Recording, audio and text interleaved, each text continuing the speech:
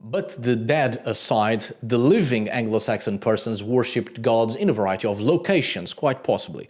What I mean to say is that the act of worshipping or displaying a religious action towards the divine in a sacred grove was quite possibly preserved into the Anglo-Saxon period, as the Old English word herg, which meant a sacred or a holy grove or a sort of shrine, and also a pile of stones like a cairn, but aimed at religious purposes, similar to the Old Norse hörgur, as a type of an altar or cult site, precisely as a heap of stones in the open, as opposed to a temple or a sheltered place used for religious purposes.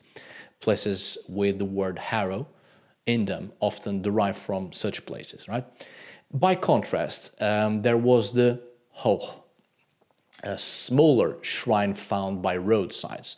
We know these words, right? But unfortunately, no archaeological evidence for human-constructed sites of worship has been found yet, but we have references to them in later texts. For instance, Pope Gregory's letter to Mellitus even says, and I quote, if you please, "The idol temples of that race," the English, "should by no means be destroyed, but only the idols in them. Take holy water and sprinkle it in these shrines, build altars and place relics in them. For if the shrines are well built, it is essential that they should be changed from the worship of the devils to the service of the true God." The Anglo-Saxon world was not just inhabited by gods and humans, there were also mighty heroes, a strange variety of beings such as elves, dwarves and giants.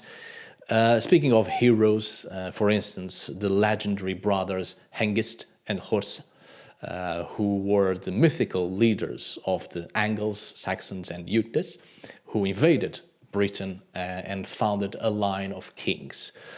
Although I'm not sure to what extent this isn't in fact the Anglo-Saxon version of the brothers who founded Rome, right? But anyway, to a certain extent, and comparing with other cultures whose belief systems still retained a type of animistic understanding,